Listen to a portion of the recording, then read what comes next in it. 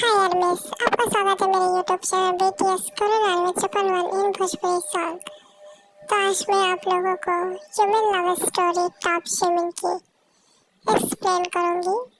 तो चलिए story start करते हैं। इस स्टोरी का नाम है दिल आशिकाना। ये एक सॉन्ग है बट आर्मी का कमेंट आया था कि स्टोरी भी ऐसी ही कुछ होनी चाहिए। तो चलिए स्टोरी हम स्टार्ट करते हैं। यहाँ पर जिमिन जो कि बहुत ज्यादा ही प्यार से एक लड़की को देख रहा था और वो लड़की जो कि अपने बगीचे में फूल लगाए होते हैं। जिमिन की रोज की आदत है जब वो वॉक करने जाता तो इसी तरीके से उस लड़की को देखता था। जिमिन उसके लिए क्रेजी सा हो चुका था। उस लड़की को ये बात बिल्कुल नहीं पता होती है। वो तो अपने प्यारे से पेड़ों को पानी देती है और उसके पास 2 कैट्स होती है जिन्हें वो बहुत प्यार करती है और इसी तरीके से उसकी लाइफ बीत रही थी। बट जिमिन जो कि उसके लिए बहुत ज़्यादा क्रेजी हो चुका था। वो जब भी वॉकिंग करने आता था तो प्यारी से युंगी को जरूर देखता था। युंगी जो कि बहुत ज़्यादा ही खूबसूरत थी। जब वो पौधों को पानी देती थी तो उसके फेस पे अलग ही रौनक और अलग ही स्माइल होती थी जो कि हमारे प्यारे से जिमिन को पसंद थी। और इस स्टोरी में कुछ भी माफिया वगैरह नहीं होगा, लेकिन मैं कोशिश करूंगी कि ये स्टोरी बहुत ज़्यादा रोमांटिक हो। थोड़ी सी तबीयत खराब है यार मेरी, लेकिन फिर भी मैं कोशिश करूंगी स्टोरी अच्छी बने। जिमिन बहुत ज़्यादा ही गौर से देखता था, लेकिन हमारी युंगी की मॉम जो कि एक सौतेली मॉम होती है, स्टेप मदर होती है, उसे जो ये सब पसंद नहीं होता है।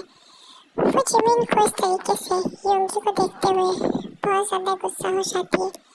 उसके पास भी एक बेटी होती है लीसा, जो कि बहुत ज़्यादा खूबसूरत होती है।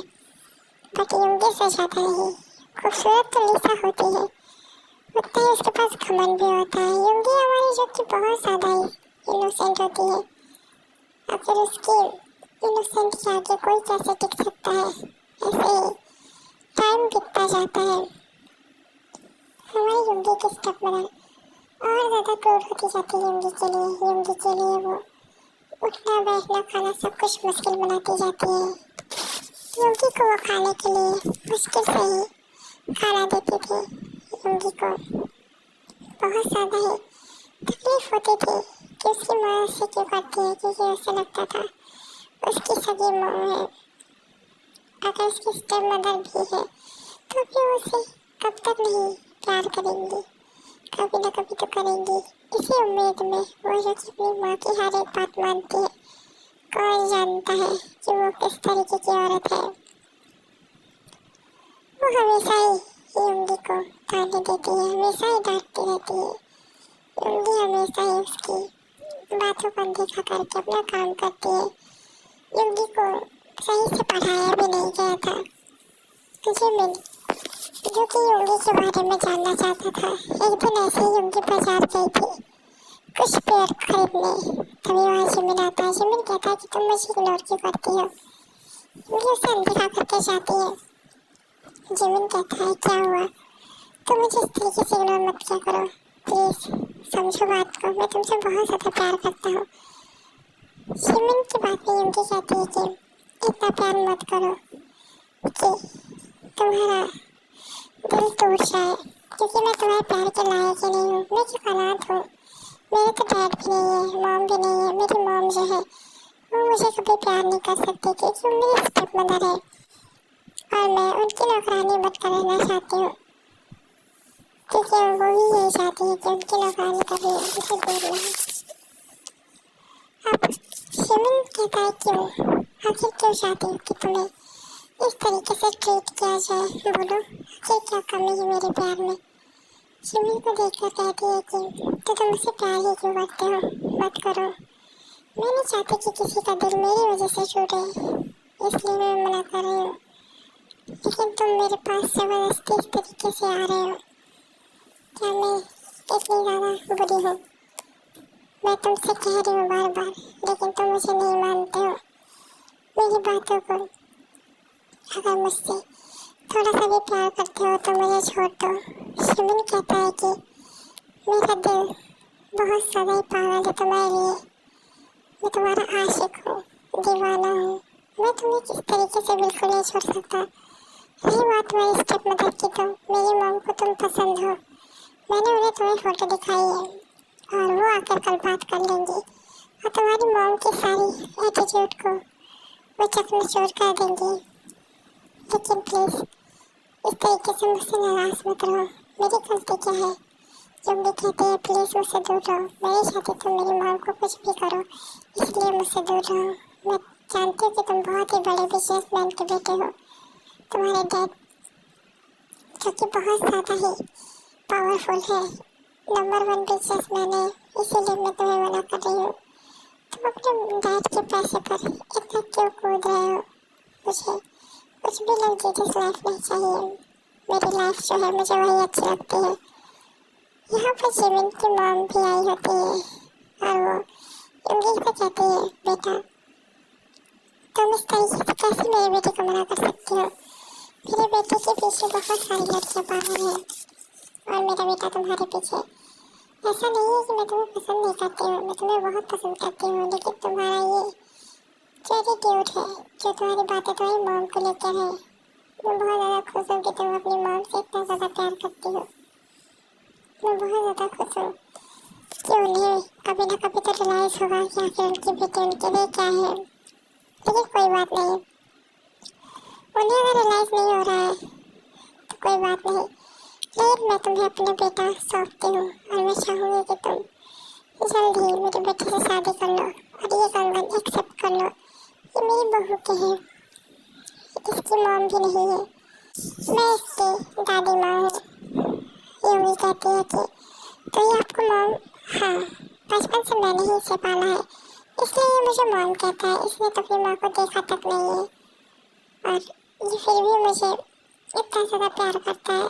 और तुम तो क्यूट सी एंजल हो, तुम्हें भी मैं अपनी बेटी की तरह ही रखूँगी। तो तुम इसे एक्सेप्ट कर लो। यूमी जो कि भावुक हो जाती है, वो रोने लगती है तो शिमिन की दादी उसे हक कर लेते हैं, कहते हैं बेटा रोने के दिन खत्म हो चुके हैं तुम्हारे, अब तुम एक एंजल हो जो कि मेरे घर में रहोगी।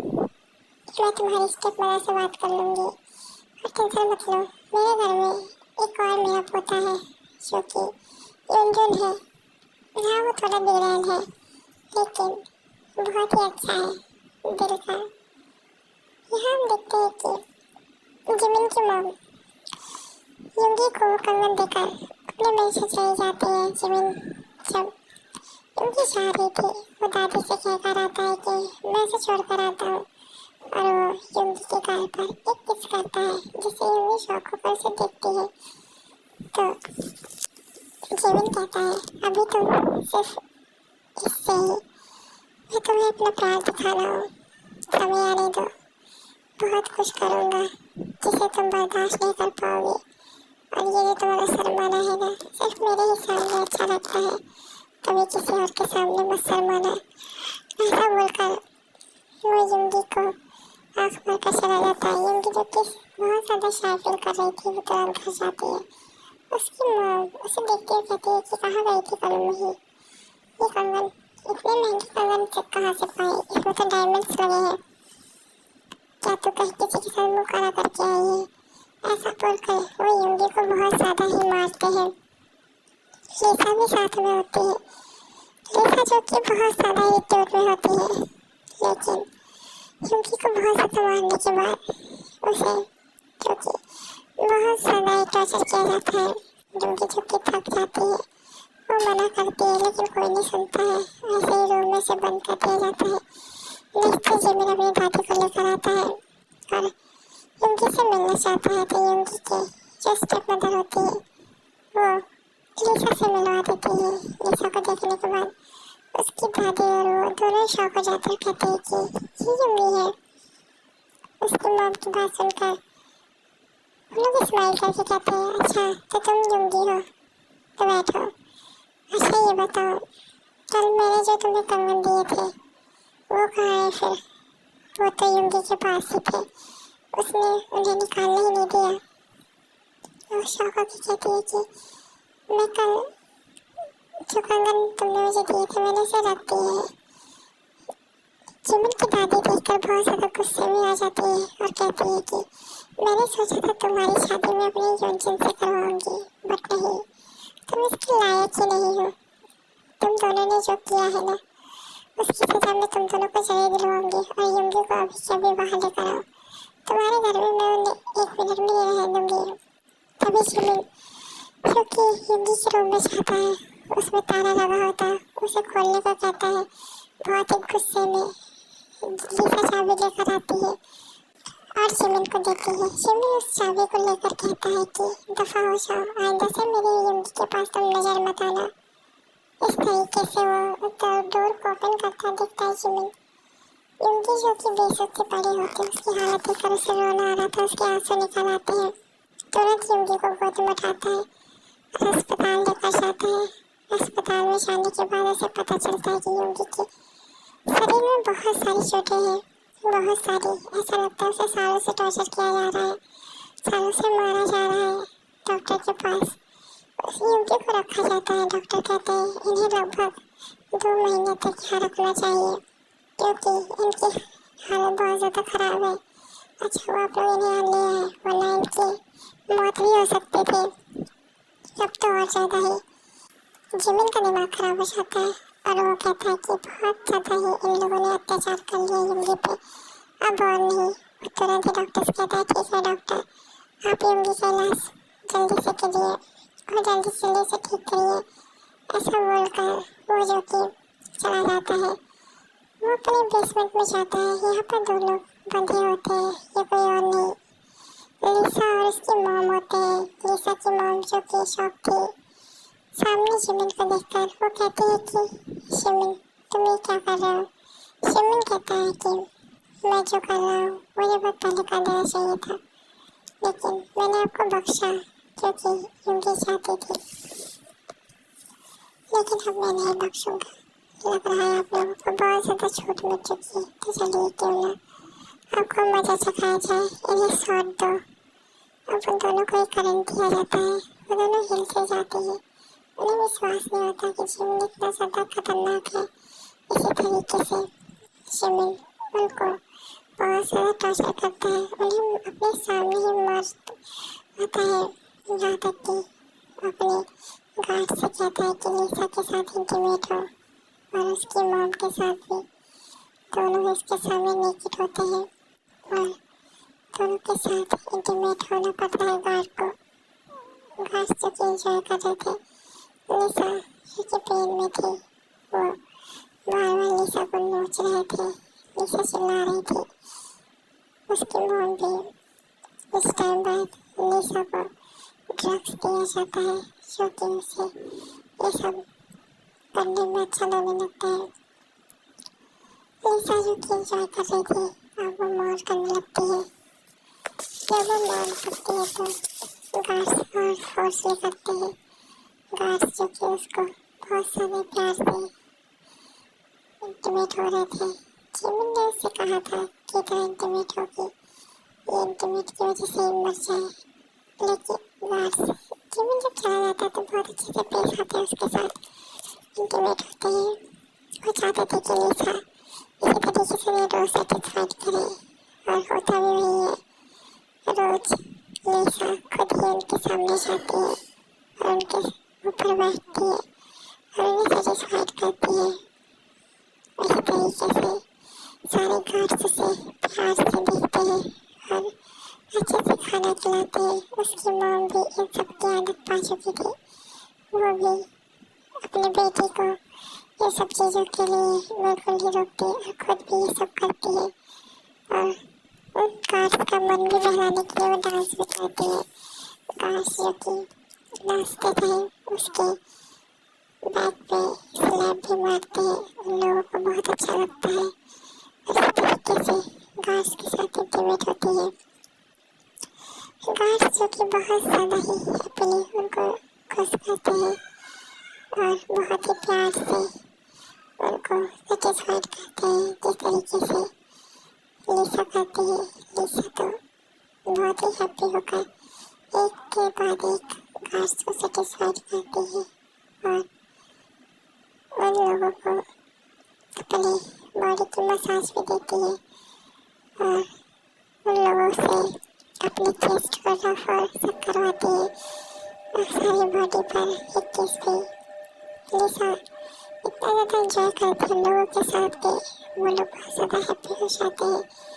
शिमिन ने लोगों को मारने के लिए कहा था लेकिन यहाँ तो कुछ और ही चल रहा था। शिमिन गुस्से में कहता है कि यहाँ पर क्या हो रहा है। लिसा जो कि बहुत ज़्यादा ही एक किस से भरी होती है तो शिमिन कहता है कि तुम्हें बहुत ज़्यादा ही मज़ा आ रहा है। लिसा बेशर्मी से कहती है तो आखिर ये चीज़ भगवान ने दी किस लिए है। वो पॉइंट आउट करके कहती है। इस पर शिमिन कहता है कि तुम दोनों माँ बेटी इतनी बेशर्म हो गई हो कि खुद को इतने सारे इंसानों के साथ कंफर्टेबली इस तरीके से इंटीमेट हो रही हो। इतने सारे आदमी के साथ कंफर्टेबल कर लिया।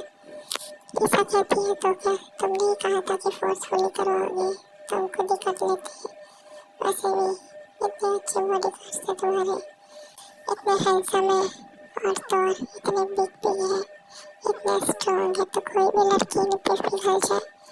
मैं क्या मुझे तो वैसे भी इतने सारे लड़कों का प्यार मिल रहा है तो मैं क्यों ना पीछे हटूं।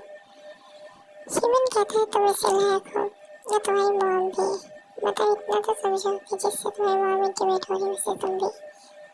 लिसा कहती है तो क्या हुआ आखिर एक बॉडीगार्ड के चेस्ट पे हाथ रख के कहती है आखिर इतनी अच्छी बॉडी से किस लिए। शिमिन कहता है ठीक है तुम दोनों माँ बेटी को देखकर लग रहा है कि तुम लोग एंजॉय कर रहे हो तो क्यों ना दो तीन लड़कियां और भेज दी जाए। गार्ड्स जो कि हैप्पी हो जाते हैं।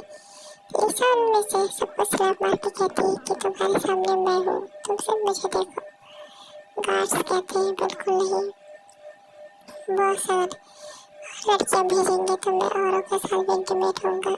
लिसा तुरंत ही अपने अंदर उस गार्ड्स को एंटर करते हुए कहती है कि अभी भी तुम्हें किसी और की जरूरत है। वो गार्ड्स क्योंकि लिसा के लिए पागल हो चुका था वो नावे से हिला देता है और शिमिन जो कि स्माइल करता है और कहता है कि एंजॉय योरसेल्फ्स गार्ड्स, लेकिन याद रखना ज़्यादा दिन तक जिंदा नहीं रहनी चाहिए क्योंकि मेरी बेबी गर्ल बेड से उठेगी तो उन्हें मरा हुआ देखना चाहिए।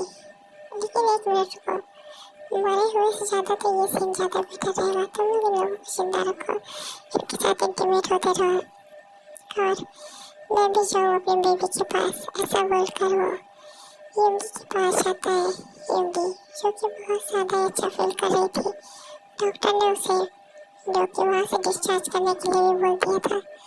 शिमिन जब उसके रूम में जाता है तो युंगी ने हॉस्पिटल वाले कपड़े पहने होते हैं जो कि बहुत ज़्यादा लूज होते हैं। शिमिन जब उसे बैठाता है तो उसकी चेस्ट जो कि बाहर आ जाती है। युंगी ये देखकर शायद फील करती है शिमिन आउट ऑफ कंट्रोल हो जाता है। जब से उसने लिसा और उसकी मॉम को इस तरीके से देखा है अपने गार्ड्स के साथ इंटीमेट होते हुए, तब से वो चाहता था कि वो भी इंटीमेट हो। और जब इस तरीके से युंगी को दिखता है तो वो तुरंत ही उसे किस करने लगता है और उसे प्रेस करने लगता है उसके चेस्ट को और फिर उस पर सक करने लगता है एक एक करके दोनों चेस्ट को सक करने के बाद फिर युंगी को देखता है। युंगी फुल डेड हो चुकी थी।